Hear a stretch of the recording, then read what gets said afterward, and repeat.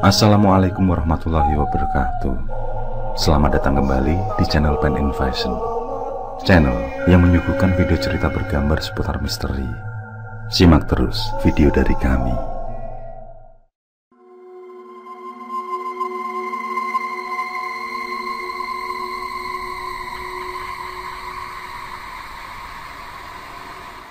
Kisah nyata yang terjadi di sebuah kampung sebuah daerah di Jawa Tengah ini diceritakan oleh Bude Imah sebagai saksi hidup.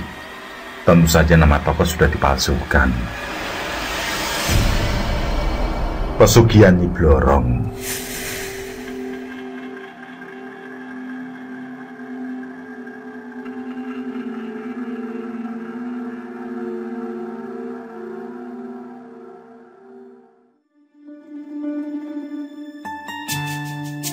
Hari masih sangatlah pagi ketika Bude Imah meminta tolong pada Kang Mardi untuk memperbaiki mesin sanyo air yang mampet.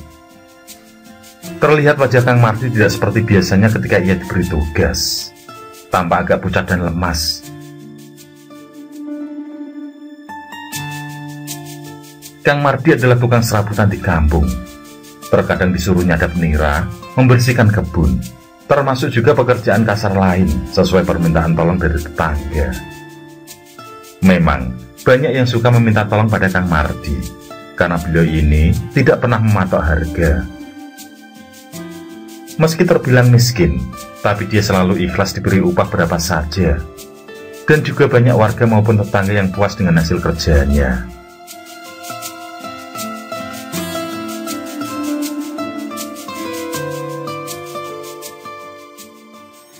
Sesekali, Kang Mardi menyeka keringatnya yang bercucuran di dahi. Dia pun memberitahu Bude Imah kalau sedari kemarin badannya terkadang lemas secara tiba-tiba, terutama setelah nyadap pohon aren di kebun Pak Haji Abdul. Namun kalau hanya memperbaiki sanyo, dia masih sanggup melakukannya. Kang Mardi pun segera datang ke lokasi sumur di pekarangan rumah Bude Imah. Setelah mengecek kerusakan, ia segera melakukan perbaikan. Sebelumnya, Bude Imah yang sangat paham dengan keadaan Mang Mardi dan keluarganya yang sangat memprihatinkan, memaksa untuk sarapan terlebih dahulu. Memang, beberapa kali Bude Imah sempat melihat ketika Kang Mardi berkumpul bersama keluarga untuk makan siang. Lauk yang dinikmati hanya sedikit kangkung layu. Sayuran tersebut didapat dari kebun orang tempatnya bekerja. Sedangkan kerak nasi yang selalu didapat tiap hari dari warga sekitar menjadi makanan pokoknya. Ketika Bude Imah menyuguhkan menu untuk sarapan, tiba-tiba tetes air mata Kang Mardi terjatuh. Saat Bude Imah menanyakan masalah yang dihadapi, Kang Mardi mengusap air mata dan tidak menceritakan permasalahannya. Dia mengalihkan pada pembicaraan lain, lalu disusul dengan melahap makanan yang sudah tersedia.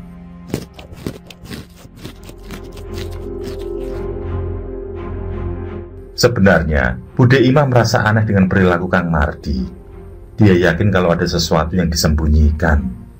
Tapi Bude Imah hanya menyimpan rasa penasarannya. Tidaklah mungkin Kang Mardi bercerita padanya yang hanya berstatus tetangga. Apalagi Kang Mardi dikenal sebagai sosok yang pendiam.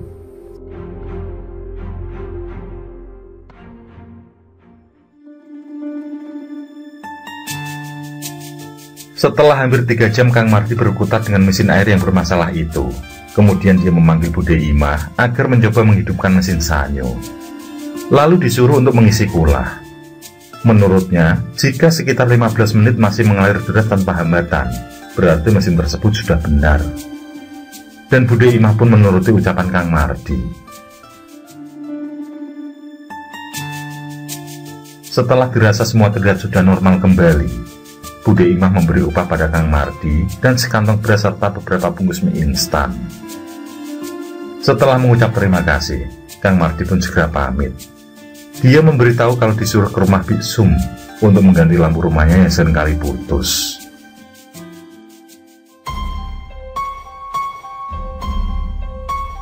Begitu Kang Mardi sudah melewati pelataran rumah, Bude Imah dikejutkan dengan sebuah bayangan yang mendadak muncul. Bayangan berbentuk manusia tinggi besar itu mengikuti Kang Mardi yang berjalan agak cepat. Sesaat kemudian sosok itu pun menghilang seiring teriknya matahari.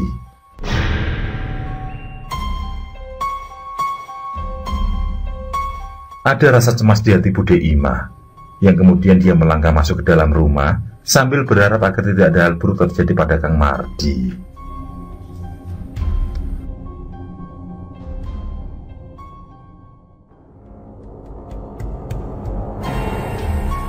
Selang setengah jam kemudian, Bude Imah dikagetkan dengan suara teriakan minta tolong. Segera, dia meninggalkan aktivitasnya untuk bergegas keluar rumah. Dia pun mendengarkan dengan seksama arah suara tersebut.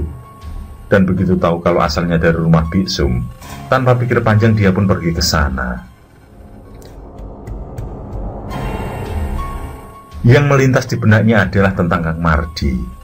Bude Imah teringat akan sosok bayangan yang mengikutinya tadi. Saat sampai di rumah Biksum, sudah ada beberapa tetangga berada di sana.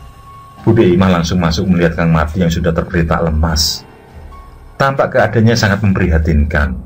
Kondisinya berubah drastis. Sangat berbeda saat berada di rumahnya tadi. Mendadak menjadi kurus kering dan kulitnya menghitam. Semua yang berada di sana merasa kebingungan. Hingga muncul pendapat agar menemui Pak Haji Abdul, meminta tolong untuk membawa Kang Mardi ke puskesmas.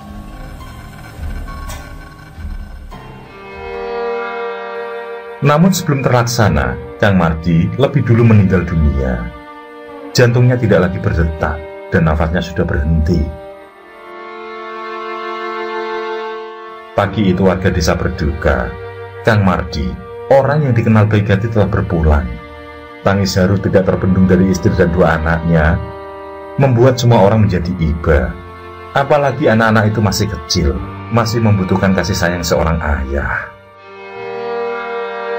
Tapi itulah takdir kematian, yang tiada seorang pun mampu menolak ataupun meminta. Pasti akan datang jika waktunya tiba. Tidak peduli usia, jika sudah saatnya pasti akan terjadi.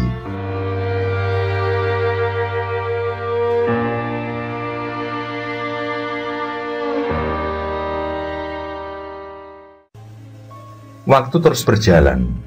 Warga mulai melupakan kematian Kang Mardi yang malam ini sudah sampai 100 hari. Dan setelah usai acara tahlilan, kembali terjadi kematian yang menggemarkan warga. Dia adalah Kang Karmani, yaitu adik kandung Kang Mardi. Yang membuat warga terkejut adalah kematiannya yang secara mendadak. Penyebabnya pun sepele. Menurut istrinya, Kang Karmani yang tidak hadir dalam acara tahlilan 100 hari kakaknya, memeriksakan anak bungsunya yang sakit demam tinggi. Begitu selesai dan sampai di rumah, dia pun berwudu hendak sholat isya sebelum ke rumah keluarga Kang Mardi. Tapi tiba-tiba terdengar suara seperti lemparan benda di atas seng pekarangan rumah, yakni tempat untuk menaruh kayu bakar dan alat-alat pertanian. Berbarengan dengan suara itu, istrinya mendengar Kang Mardi berteriak.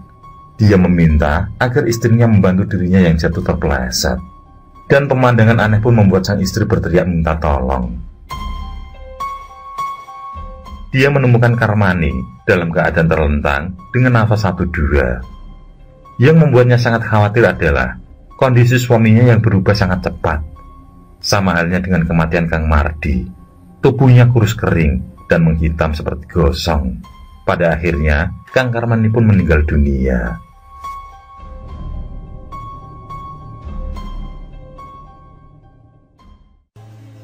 Dalam suasana duka di rumah Kang Karmani, ada dua orang pemuda yang terlihat tidak tenang.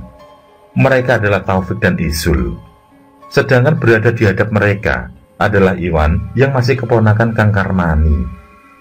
Mereka berbincang-bincang sebentar sebelum akhirnya Isul mengajak pergi menghindar dari keramaian. Mereka pun menuju ke suatu tempat di belakang rumah.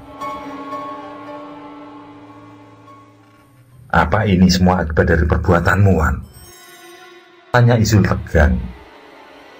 Iwan yang sepertinya tahu maksud dari dua kawannya tidak mengaku atas tujuan itu. Ia justru merasa kecewa dengan dua kawannya yang telah meninggalkan di suatu malam. "Aku harap kalian merahasiakan apa yang pernah kita lakukan," Ucap Iwan yang disusul bangkit meninggalkan dua kawannya itu. Tanpa disadari, ucapan mereka didengar oleh Bude Imah yang hendak mengambil lengkuas untuk memasak para penggali kubur. Hati Bude Imah diliputi tanda tanya besar. Dia belum paham tentang apa yang diperbincangkan dengan serius oleh ketiga pemuda tersebut. Dia pun berprasangka bahwa ada sesuatu hal buruk yang telah dilakukan Iwan bersama dua kawannya. Tapi Bude Imah tidak bisa asal tuduh. Dia hanya bertanya-tanya dan menebak-nebak sendiri.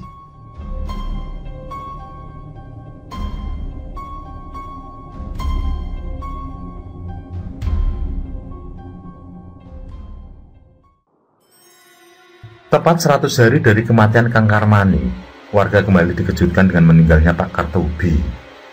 Dia adalah ayah dari Iwan dan juga saudara tertua dari Kang Karmani dan Kang Mardi. Meninggalnya yang mendadak dan dengan kondisi yang sama dengan dua saudaranya membuat warga semakin dibuat gempar. Kali ini benar-benar menjadi perbincangan yang ramai. Setiap warga berpendapat bahwa ada yang menumbalkan tiga bersaudara tersebut. Ada yang beranggapan kalau para pendahulu mereka telah melakukan perbuatan sesat. Ada pula yang menuduh mereka dijadikan tumbal oleh warga kampung, sehingga prasangka buruk tertuju pada orang-orang di sekitar. Mereka berpendapat bahwa yang bermalas-malasan dan banyak harta, itulah yang telah menumbalkan Kang Mardi bersaudara.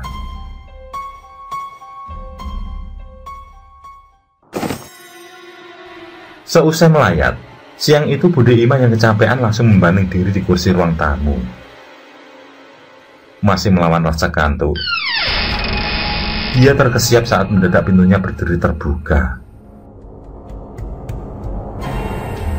Tampak di sana sudah ada Kang Mardi yang berdiri dengan wajah pucat pasi.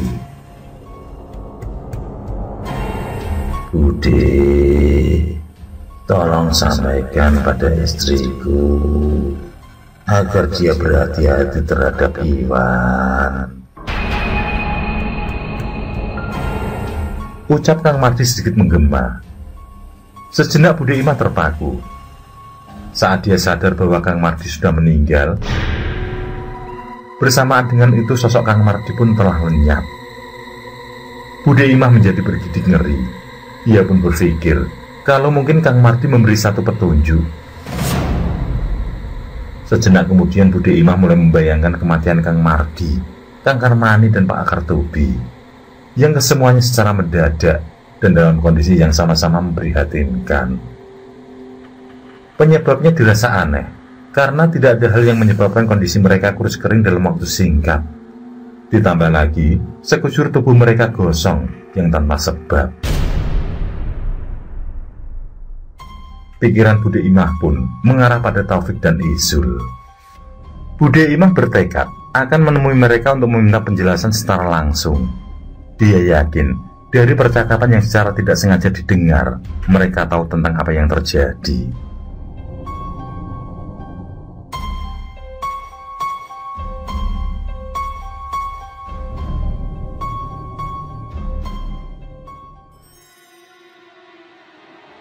Di sore harinya, Bude Imah beranjak ke warung Samsul, tempat di mana mereka selalu mangkal. Namun secara kebetulan, Bude Imah melihat Taufik berada di rumah kakeknya.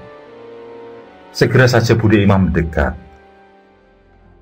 Pemuda itu memang kerap ke rumah kakeknya meski hanya sebentar. Dan jika sedang dalam pikiran kalut, dia memilih menginap di sana. Mungkin kali ini pikirannya sedang tidak baik, sehingga dia melamun dan sendirian saja. Tanpa berbasa basi, Bude Imah pun memberitahu bahwa tanpa sengaja dia telah mendengar percakapan antara Taufik beserta dua kawannya, tepatnya saat dari kematian Kang Karmani. Dengan jelas, dia mendengar semua pembicaraan mereka, yang menjurus pada sesuatu yang tidak baik.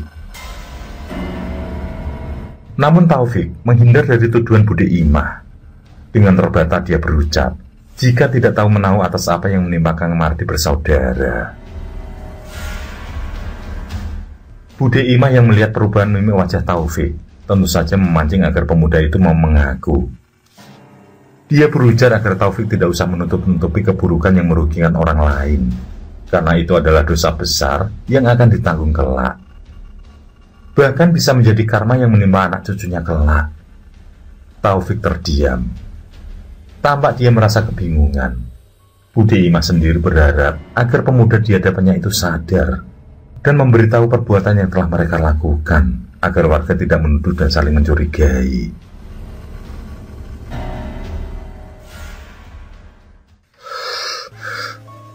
Setelah menarik nafas dalam-dalam, akhirnya apa yang diharapkan Bude Imah terlaksana. Taufik mengaku gelisah dan dihantui rasa takut semenjak meninggalnya Kang Karmani dulu. Dan rasa cemas itu semakin menjadi setelah kematian Pak Kartubi. Sebelum mulai menceritakan tentang apa yang dilakukan bersama Isul dan Iwan, dia meminta pada Bude Imah agar yang diceritakan nanti dirahasiakan. Setelah Bude Imah mengucap janji, kisah pun bergulir dari mulut Taufik. Malam itu, Iwan yang diusir orang tuanya karena selalu malas-malasan dan selalu minta uang untuk hal yang tidak penting mendatangi Taufik, yang kebetulan Isul bersamanya di malam itu. Iwan menceritakan keluh kesahnya, hingga cerita pun bergulir pada kawannya di kota. Dia adalah Tarno.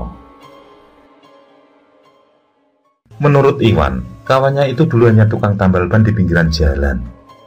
Namun hanya dalam hitungan bulan, Tarno mampu menjadi orang yang berhasil. Kekayaannya terus bertambah dan semakin sukses.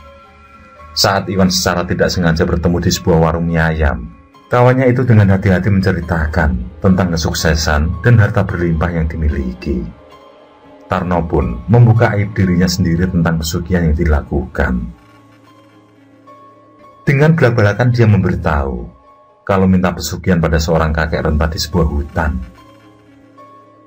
Dan jika Iwan ingin tahu lebih jauh, disuruhnya agar datang ke sana saja. Tarno pun memberi rute di mana hutan tersebut berada. Ternyata, hatinya yang dicambuk kalut atas ucapan kasar orang tuanya membuat Iwan terbujuk untuk melakukan ritual pesugihan selayak Tarno. Dia pun mengajak Taufik dan Isul mencari lokasi hutan yang dimaksud. Kedua kawannya itu sempat menolak, namun Iwan yang paham dengan keadaan masing-masing, yang mana mereka terlahir dari keluarga miskin, pada akhirnya mampu pengaruhi mereka berdua.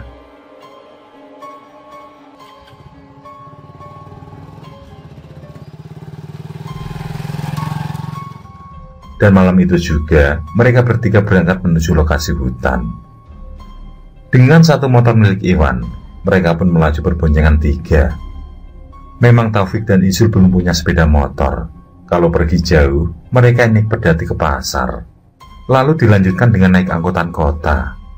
Sedangkan kalau ke acara yang cukup dekat, Iwan menjadi tumpangan mereka. Dengan tersenyum tipis, Iwan terus melajukan motor. Dalam hatinya, ia bertekad akan menuntaskan rasa sakit hati karena orang tuanya selalu memarahi. Kemarahan itu sering didengar oleh tetangganya, sehingga dia menjadi buah bibir akan kemalasan yang disandang. Malam itu, dia akan membuktikan bahwa dia pun bisa menjadi orang sukses. Terserah Taufik atau Isul, mereka hanya iseng atau mempunyai niat seperti dirinya. Menjelang pukul 2 dini hari, sampailah mereka di hutan yang dituju.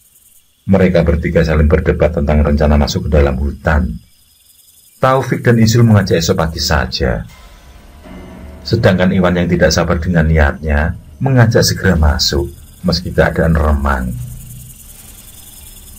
Pada akhirnya Iwan mengalah, setelah kedua temannya memberi alasan tentang binatang buas yang mengancam, juga tentang tempat parkir motor yang tidak jelas. Pada saat mereka hendak mencari tempat untuk istirahat, mendadak muncul seorang kakek tua dengan membawa obor. Kakek yang berpakaian serba hitam, berjenggot putih dan bungkuk itu menghentikan langkah tepat di dekat mereka. "Ikutlah denganku," ucapnya, seolah paham dengan tujuan mereka. Untuk sejenak, mereka saling pandang. Lalu sang kakek menyuruh menaruh motor di bawah sebuah pohon dan mengajak mereka masuk ke dalam hutan.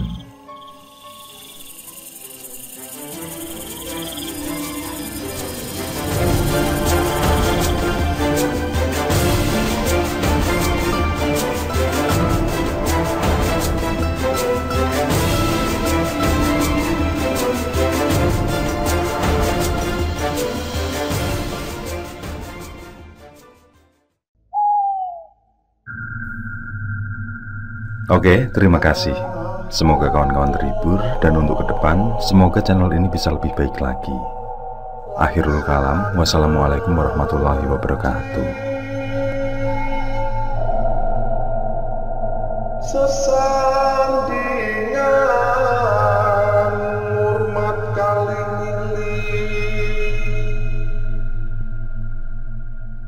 lakukan di muka sana.